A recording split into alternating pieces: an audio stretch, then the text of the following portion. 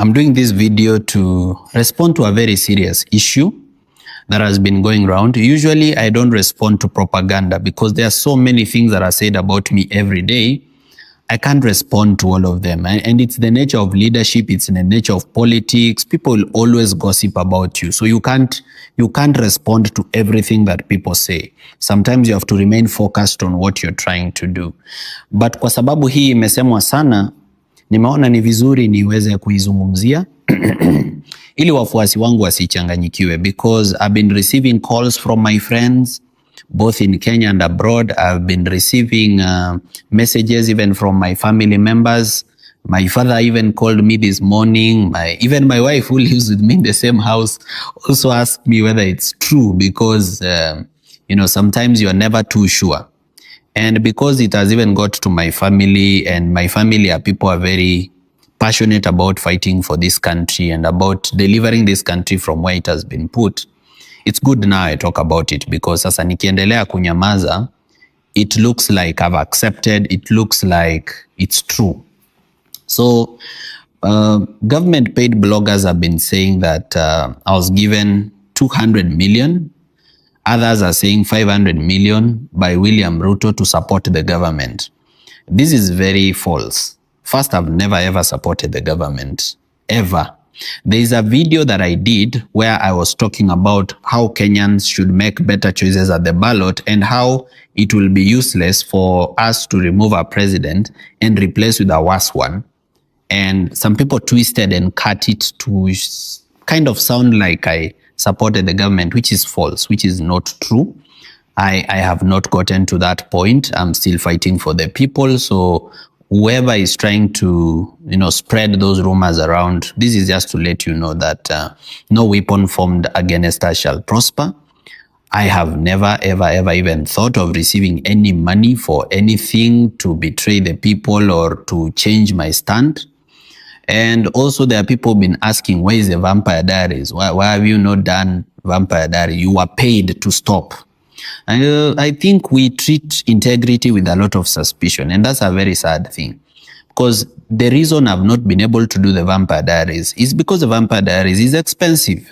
You see, to travel to Naivasha, you go to Nakuru County, you go to Kuresoi North, you go to Kuresoi South, you go to Kericho County, you go to Kisumu County, those are thousands of kilometers traveled. Now, a full tank of a vehicle will cost you about 20,000, and maybe it will do just 3 or 4 Vampire Diaries.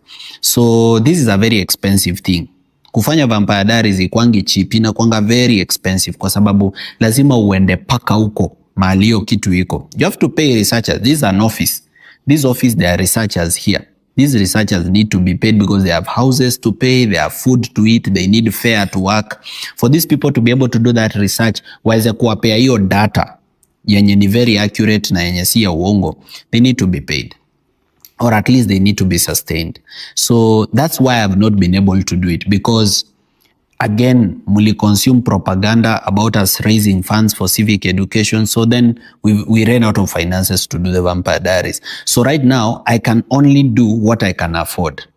Labda nikipata tu biashara mahali, ama sales zikuwe mzuri, nikuwe niko na kakitu, ama mtu anisort mahali kitu, ama deni yenye alikuwa nayo ya kitambo, nikiwa niko na fuel, I can go and do the Vampire Diaries. But wakati sina, I can't do it. Okay, because politics is very expensive, and I told you that. Even accountability is very expensive. That's why zile offices inafanya accountability kama Auditor General's Office, Parliamentary Accounts Committee, they have a very big budget for that accountability. Because this is not something cheap. It's something very expensive to do. But all said and done, I just want everybody to know that I've never received any money.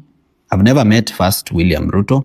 I've never received any money, and I don't plan to receive any money. In fact, I've rejected money many, many times before, until I was even scared for my life, because as in these people, you reject money from them, you start getting scared for your life. Yeah, because wakikosa njia compromise, then what else will they do to you? The people are saying that I was compromised. Probably they are hurt that I told them the truth. And the truth is that we cannot be coming together just to remove Ruto. That's not an agenda. We cannot be united in hate. Hate is not a vision. Hate is not an agenda. We know what William Ruto has done to this country. We know what his government has done to this country. Abductions, extrajudicial killings, corruption, wastage of public resources, and priority spending, appointment of criminals to public office. These are things that he has done to our country. However, if you come to think of it, much as he has done all these things, what is our vision? We are removing this person. Do we have a vision of what we want to do to this country? What is our policy on education? What is our policy on healthcare? What is our policy on corruption? Don't just say, toa Ruto kwanza, tutafikiria baadaye. Hatutafikiria baadaye, because the way government works is that when you are removing Ruto, he is immediately replaced by someone. If you didn't think through who is this you're replacing Ruto with, you would have put another Ruto 5 years in office. So si ati kutakuwa na nafasi ya kufikiria, si ati tutatoa Ruto alafu tupewe time kama wa Kenya tufikirie kama 2 months ama 3 months ni nani tunataka. No. It's Ruto is removed immediately. There's never a vacancy in the office of the president. Hakuna hata siku moja ama 2 hours yenye office of the president inaweza kuwa vacant. As long as you remove the president now, immediately you do it, you have to replace the president with another president. So kama hukuwa umetake time kufikiria huyu ambaye anakuja kureplace Ruto ni nani, vision yake ni gani, chenye anataka kufanyia nchi ni nini, then you can end up removing the president and replacing the president with someone worse than who you had. And we've had this before. Remember when we were removing Uhuru Kenyatta? Watu walisema Uhuru Kenyatta has run this country very badly, and that was true.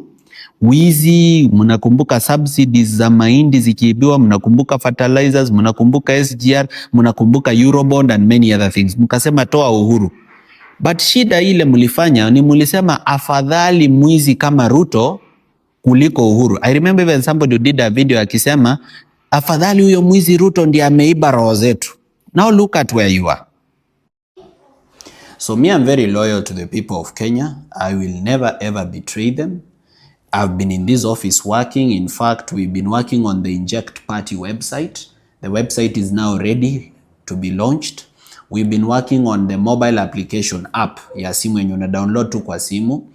The website now, you can register as a volunteer, you can donate on that website, you can access resources on that website. Tumebuild kitu safi sana, by the way. Tukiwa tu hapa, tukiwa tunafanya kazi.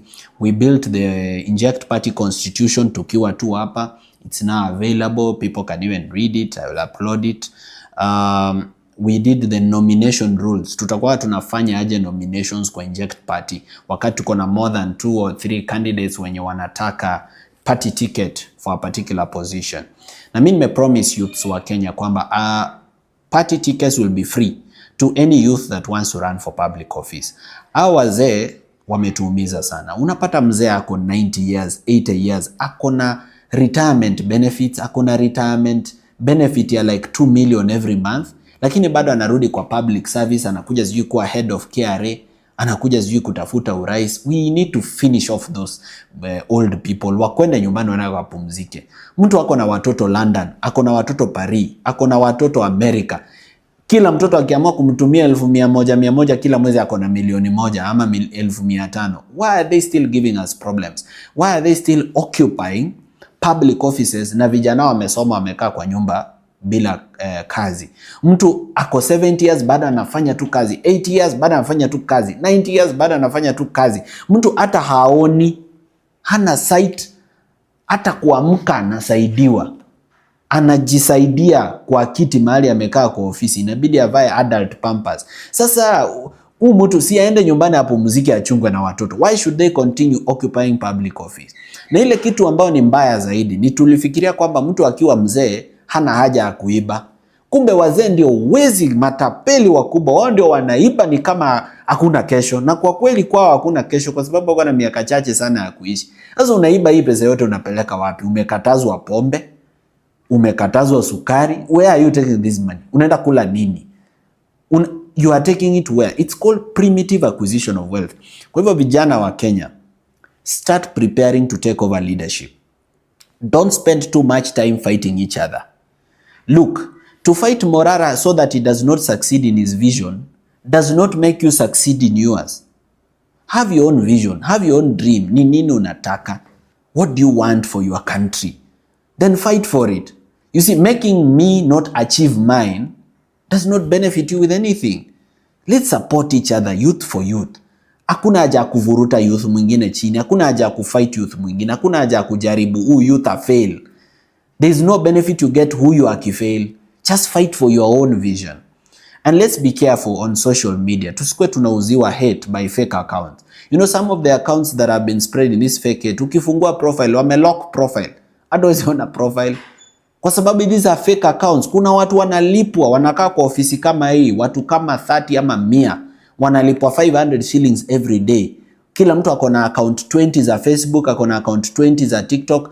Huko amejiita John Masengeli, huko amejiita Enoch Wambua, huko amejiita Joyce Wanjiru. Akona account 20 za Facebook, akona account 20 za Instagram, akona account 20 za X.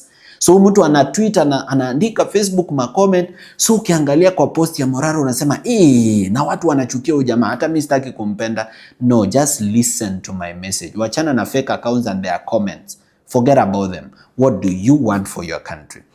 I will still be running for President of the Republic of Kenya on behalf of all the youths of Kenya. Na youths, muwe very careful. Remember ile pesa yenye iliibiwa kutoka Kenya inarudi bado kufund candidates wasimame urais hapa. Na mtu yote ambaye anafandiwa na Uhuru ako na his ministers kwa cabinet. Kwa hivyo kama ako na ministers wake kwa cabinet na wanafanya biashara na Ruto, the likelihood kwamba candidate wa Uhuru bado ni candidate wa Ruto is very high juu hao watu wako kimoja hivi. So huo candidate mwenye mnasema wacha tutumie pesa ya Uhuru ili tutoe Ruto, you are lying to yourself. Pesa ya Uhuru si ya Uhuru, ni pesa yenu ambayo aliiba more than 6 trillion. You know what 6 trillion is? You know what it can do to this country? Hakuna mtu angekuwa jobless, hakuna mtu angekuwa nakosa job hapa with 6 trillion. But Uhuru has it. Alafu amewaletea mtu anasema sasa peeni huyo akuwe rais. Are you serious? To return Uhuru to power. Hiyo mchezo enda muachane nayo kabisa. Hiyo ni upuzi. Hata kama ni wa kabila yenu, enda muachane na hiyo mchezo kabisa. Tafuta mtu mwingine kutoka kwa kabila yenu kama lazima mpigie mtu wa kabila yenu. Look for somebody who has integrity. But kuleta mwizi ati lazima ikuwe huyo juu ni wa kabila yetu, hiyo ni that's total nonsense. Don't follow that direction. Kama youth nimewa-advise tusimame hizi viti. We are the change that we want to see. Simama kuwa governor, kuwa senator, kuwa MP. Nilisema hiyo kitu nikasikia youths wengine wanasema hatuna pesa ya campaign. Finally sasa mmefika mahali nilikuwa nawaelezeanga.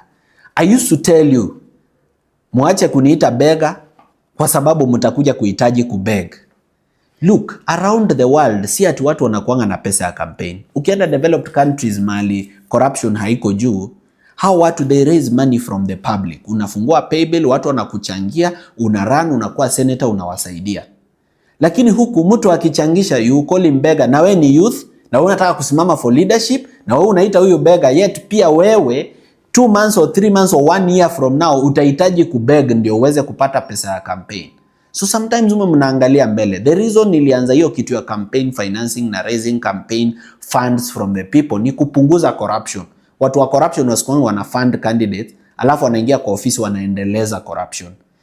The second reason yenye niliintroduce hiyo kitu ni ili watu wenye hawana pesa lakini wako na integrity waweze kupata nafasi ya kuingia kwa viti za uongozi tukiwa tumewashikilia. Huyo ametoa 10 bob, 100 bob, 1000, 10,000, mwingine yeye ana pesa amejitolea mwenyewe kama volunteer, tunasaidia mtu ana occupy your office, anatusaidia.